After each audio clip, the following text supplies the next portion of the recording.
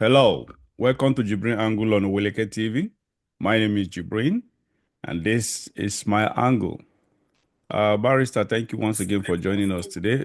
Viewers, this is Barrister Austin Manta, a very senior legal practitioner. For those of you who don't know, if this is not your first time of being on this show, obviously you know Barrister Manta. But if this is your first time, like I said, Barrister Manta is a very senior legal practitioner of over 40 years in legal practice. So he is an authority in this field. He is also an authority. For those of you who have been following us, you understand what I'm saying. He's also an authority when it comes to, excuse me, analyzing the matters of the moment, especially political and current affairs. Barrister, once again, thank you for joining us today. Thank you for having me here. All right, let's go straight to, we have about 3 or 4 topics to discuss today, but let's start with this. I want us to talk about Peter Obi. Now, I came across a post he made, or rather a comment he wrote on his post, excuse me, on X. He said, "My dear brothers and sisters, members of the Labour Party in the National Assembly, since your inauguration as distinguished and honorable members of the National Assembly, I have refrained from interfering in your legislative affairs out of respect for your independence and to allow you to focus on alleviating the suffering of the Nigerian people. However, at this critical juncture, following 26 years of a deteriorating democratic process marked by disregard for educational qualifications for electoral positions, massive rigging, and now the unconstitutional removal of elected office holders, I find it necessary to address you. These unconstitutional actions have far-reaching negative implications for our democracy and the will of the people. I urge you to stand as true defenders of justice. Do not participate in our support in or support any action, decision, or vote that compromises the integrity of our democracy, undermines the interests of the people of River State, or contradicts our core values of fairness, equity, and transparency." What is Peter Obi talking about? He talked about, the write-up goes on and on. Okay, let me finish. It's not much. "We must not allow ourselves to become instruments of injustice or contribute to the betrayal of the people's mandate. At this moment, we must prioritize what is right over what is wrong or convenient, remaining steadfast in defending the well-being of the people of River State. Together, let us stand firm in our resolve, because a new Nigeria is possible." That is his slogan anyway. A new Nigeria is possible. Excuse me. Barrister, before we go into because there is something I want us to talk about here. What is Peter Obi talking about here? He said, undermines the interests of the people of River State or contradicts our core values of fairness, equity, and transparency. When did Nigeria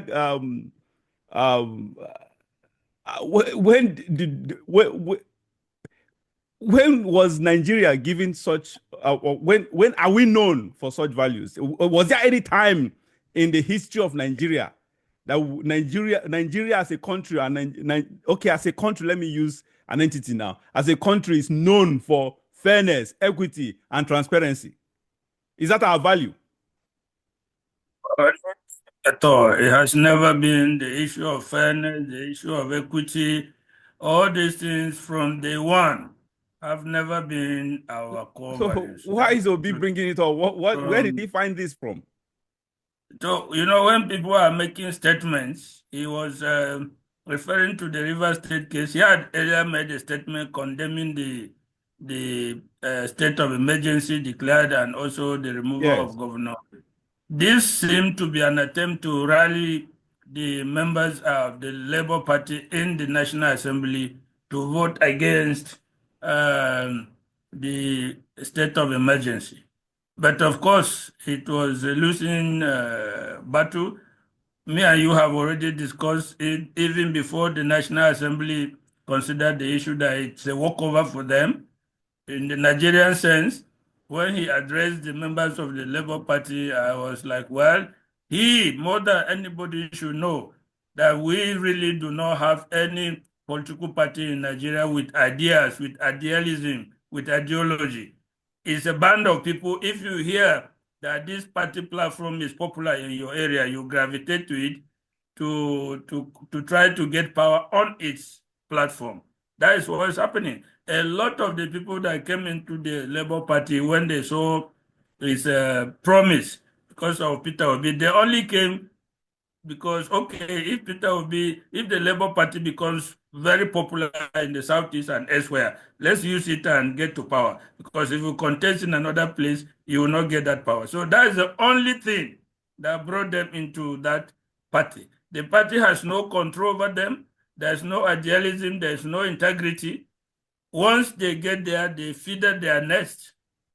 And that is the reality of the Nigerian politics. I think when we talk about this last week and we mentioned that, well, the president has done what he has done, let's see what the National Assembly will do. I said, well, that one is a given because it's a rubber stamp National Assembly. You don't expect anything to come out from them. And that is exactly what happened.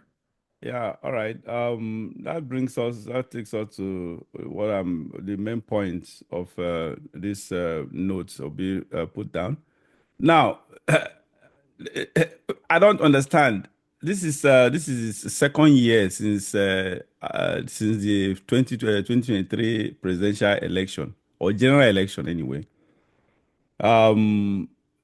Obi is was, let me use that word because Labour Party right now, Obi has lost control of it, but at least for almost 2 years, Obi was in control or technically in control of Labour Party because Obi's name and an ID became synonymous to Labour Party. Labour Party, the moment you mention Labour Party, you mention Obi must be in that name.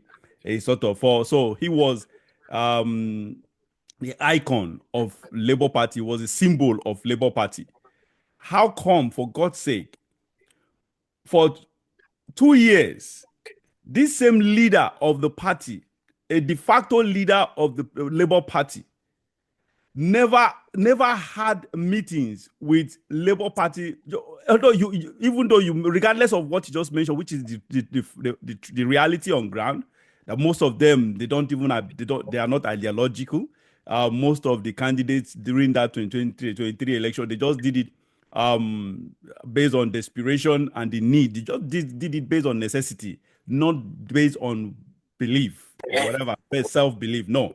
Or that, so but regardless of that, as long as someone is bearing the name, a candidate or an elected National Assembly member or any other member or other members of other or the members of other political elected positions, as long as they bear that toga, Labour Party, as long as they got there got to where they are on the platform of the Labour Party, don't you think that it behooves Obi to, from time to time, actually meet these people, bring them? There should be a certain, at least an intermittent meeting with these people to, first of all, there could have been a kind of, from the beginning, I expected that he could have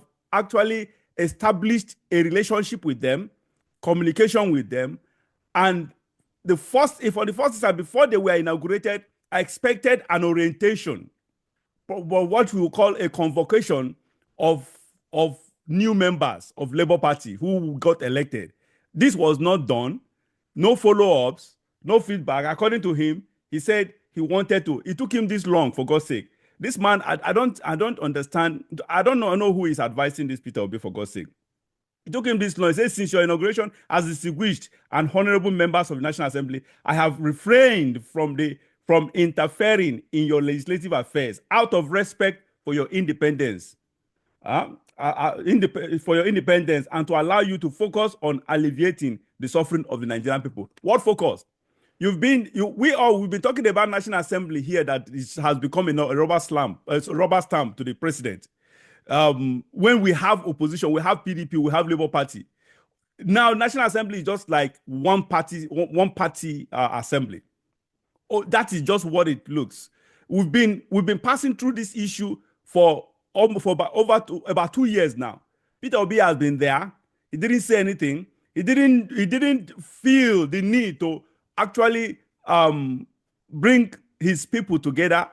Like I said, he was supposed to start with an orientation and try to at least encourage these leaders. He didn't. There was no deliberate or calculated effort to actually, that's from Obi himself, to actually, like we all know, he knows what we know, that most of them, if not all of them, contested on the platform of the party, not because they believe in the party, but because of necessity, expediency.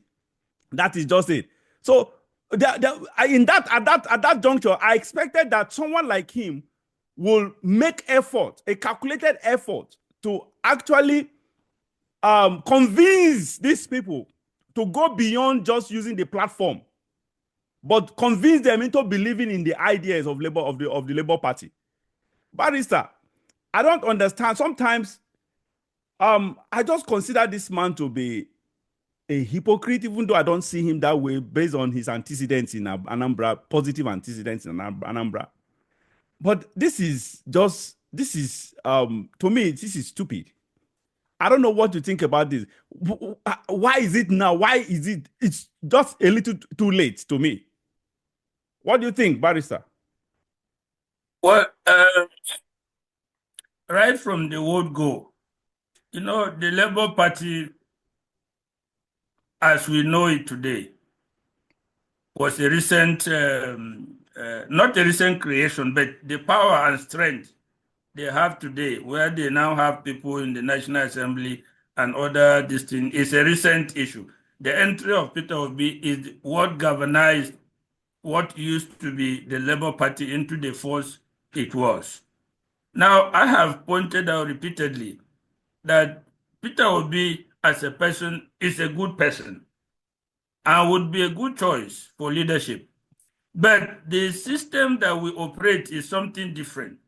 The moment he chose to operate within the system, it became incumbent on him to study and understand the kind of politics, the kind of system we operate. Like you pointed out, all these people, disparate groups that came into Labour Party, they realized that if you contest on the platform of another party in the areas where Labour Party has strength, you could not win. So they came in by expediency to try to grab power. Now, having won in the context of our politics, there are various caucuses. In the National Assembly, you have the Labour Party caucus. Outside the National Assembly, there are party caucuses that include elected members at various levels. So all of them, whether senators, whether House of Reps members, will be members of the party's caucus at national, zonal, and state levels. So the moment the party became unstable, the moment Peter Obi started to fight for the leadership of the party, at one point, getting into the election, let's say, okay, the leadership was behind him, they wanted the election, but immediately after the election, the crisis started. He lost grip of the leadership of the party. So the caucuses of the party, meetings and other things on that angle were gone. But he himself, if you look at what Tinubu was doing in Lagos, to the level of House of Assembly members, he had to grab them and hold them very firmly. he did not move fast or effectively to make sure that he had a hold on members of the National Assembly elected on the platform of the Labour Party. And that was a serious misjudgment, miscalculation on his part. He left them, they became like sheep without shepherds for other people to poach. In the context of Nigerian politics, they didn't even need anybody to push them a little. What is happening in the National Assembly is when something comes, they ask what is there for them. It's as simple as that. I'll also give you an example. You would have thought, if you hear about the North's anger against Tinubu and how the North is mobilizing against Tinubu, you would have thought that this is one of the first tests for this so-called Northern group to show Tinubu that they have spine, that they are serious. And this would have manifested in their blocking the proclamation of emergency in the National Assembly. You didn't hear a whimper from them. This is the first test that they would have come out to show their strength and put fear in the president. But of course, did you hear in the whole North, there's only one person, one senator, who opposed that emergency. That is Tambua. You didn't hear no other person, senator, house or rep member from the North was against it. So at the first test, they all ran away. All of them were after what they would get. I know you heard the stories of how much they paid each of them. You must have read it. Sahara reporters reported it that they gave them $10,000, some $5,000. Because as soon as the issue comes, they say, what is in it for us? So it becomes a question of negotiating. And the Sahara reporters said Wike gave the money to Akpabio, and they even mentioned the guest house where the money was distributed. And the worst thing is they mentioned the Labour Party Senator, Victor Ome, who was part of those distributing the money. Even though he has come out to deny, of course, you don't expect anybody to come out and say, yes, I collected bribe to vote, to do this vote. But it's out there. And knowing what we know, I can bet you that money passed hand for silence and for consent for this thing. So Peter Obi did not make any effort to galvanize and synchronize members of the Labour Party in the National Assembly to hold them, to have a grip on them going forward. That would have benefited him. He has dissipated his energy. Who is solidly and loyally behind him now, like what we can see in Lagos, that even the House of Assembly members, Tinubu can call them and say, do this. And even when they do not like it, they have to follow because of consequence. He did not. And that is a big lapse of judgment on his part. Writing this kind of comments now is belated, is late, and is worthless. And you can see in the action of the National Assembly, not one of them, apart from Abariba. Abaribe, yes. Abaribe. He's the only one who stood, about 4 senators who stood against this thing. Even when Akpabio made efforts and steamrolled them, refused the debate, claimed a voice vote instead of division of the Senate. Everything went smooth for the president. Honestly, I'm just really, really, really, really mad at the Nigerian system and Nigerians. I don't get it. This is a clear the whole thing is not even hidden anymore. A clear destruction or damage or bastardization of the so-called sham we call democracy.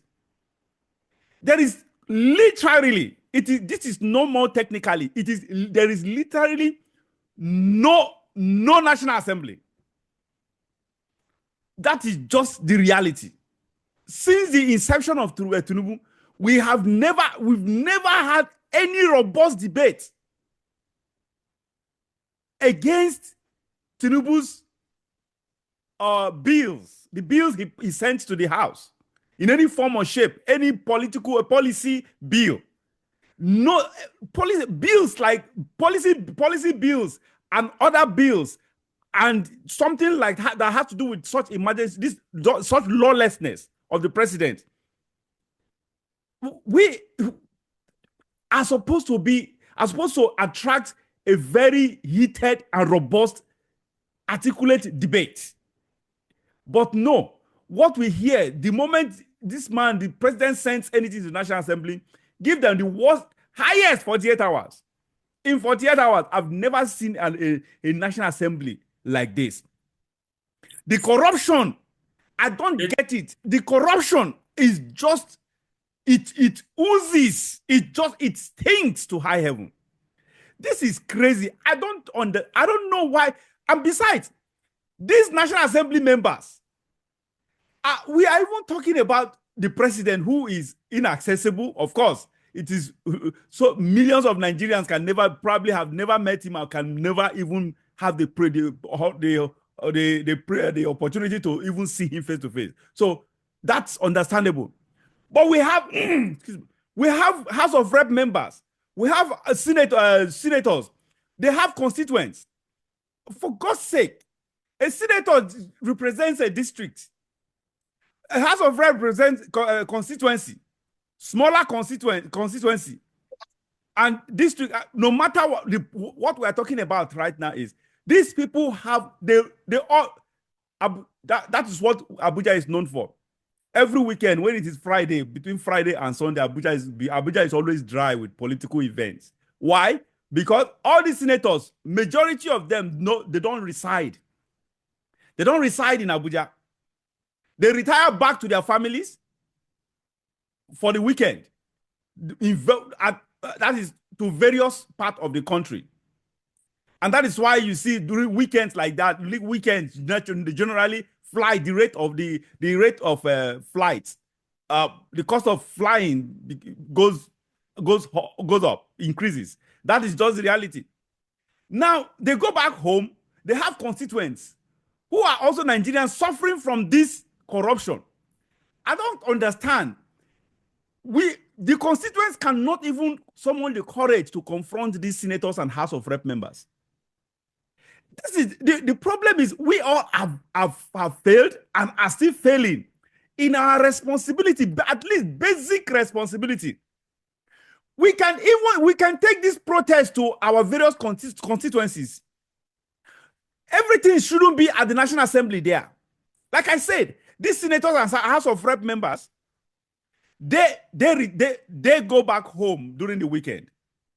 So what stops we Nigerians who live close to them, when they go back home, we take this protest, even if in 5, in 10 numbers, in 20, as much as we can, go to their gates and protest.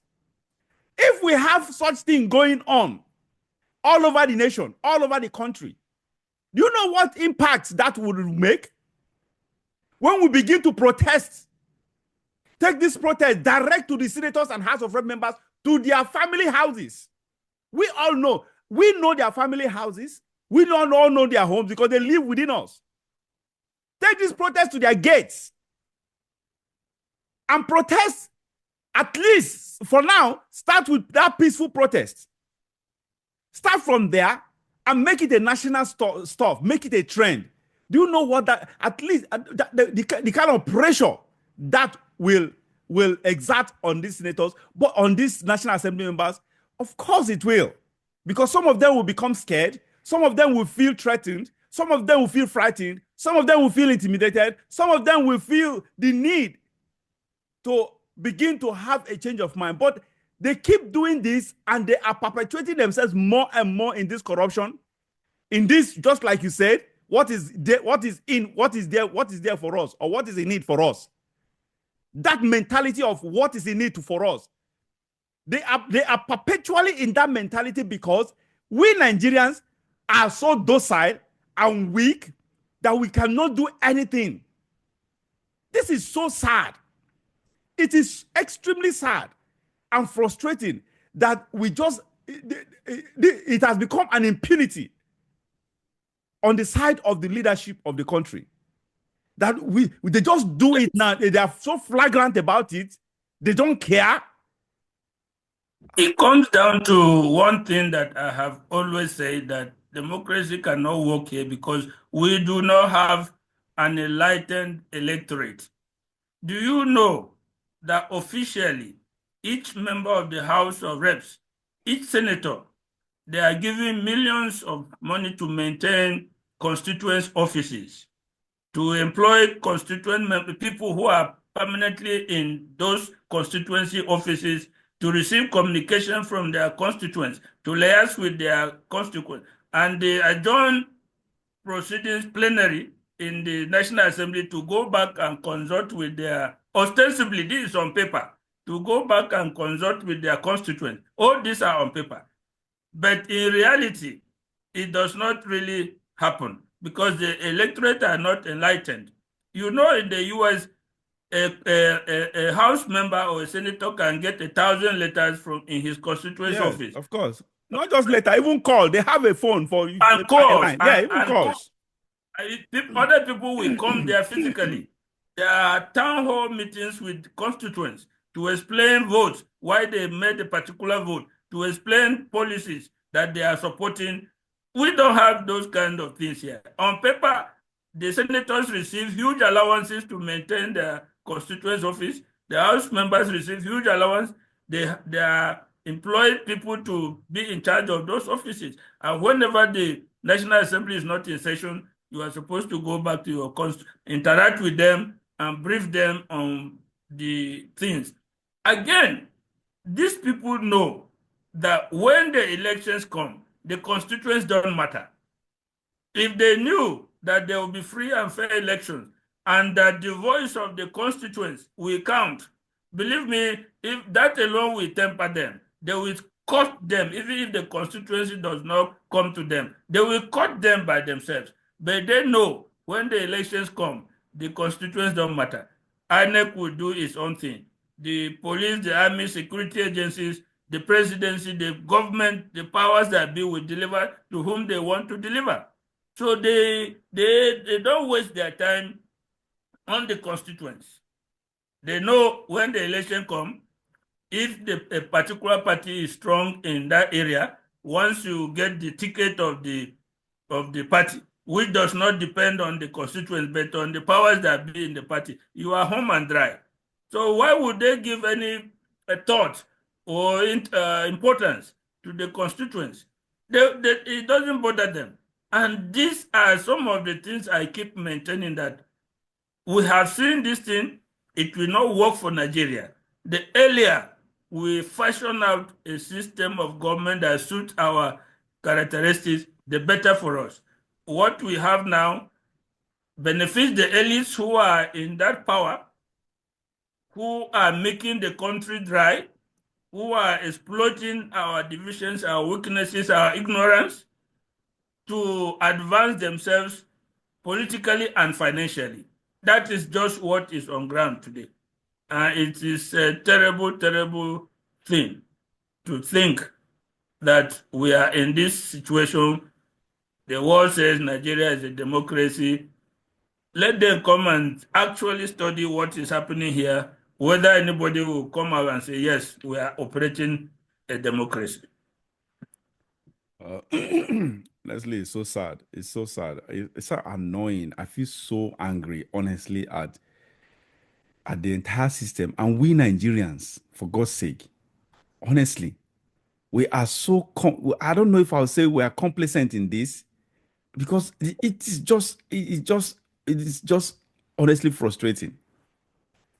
If you take a poll today, I can assure you 80-something, if not up to 90% of Nigerians do not support what Tinubu has done in Rivers State, but it cannot reflect in their representatives in the National Assembly. Is that not a contradiction? Yeah, it is. It is quite obvious. Go ask anybody on the street, it's as obvious as daylight. But how is it not reflecting in the people's so-called representatives in the National Assembly? Look, like you pointed out, there has been no bill that Tinubu has brought that has had a robust debate. When the bill for reversion to the old national anthem came, it was passed within 2 hours. Yeah, There unfortunately. was no debate. The debate on it was outlawed. Now, on a very important issue of state of emergency, removal of an elected governor, removal of an elected House of Assembly members, the National Assembly refused any debate on the issue. They refused debate on the issue. They did not allow any robust debate to be. Look, some senators wanted to approve the emergency, but they wanted to divide it into two. We approve the emergency, but we do not approve the removal of the governor, his deputy, and the House of Assembly. But the Senate president shut down everything and did not give room for any of those debates to be made, because he was confident that if he put it to a voice vote, he will. And if you remember during Natasha's issue, when the issue of voice vote came, Yeah. I think three or four times the nays appeared to have had it, and he continued changing it until he was fed up and said the ayes have it. Even though if you watch and listen to the tape, the nays were far louder, but he just hit the gavel that the ayes have it. This kind of vote should never be taken by a voice vote. There should be a division of the House or the Senate where everybody will answer to his father's name for accountability back home to his constituency. Yeah. But they don't want that. Because if you do that, some people will, maybe a fear will catch them. So they just envelope like this. The average person does not know who voted or who didn't vote against this thing. So there are no consequences. That is how we run our supposed democracy.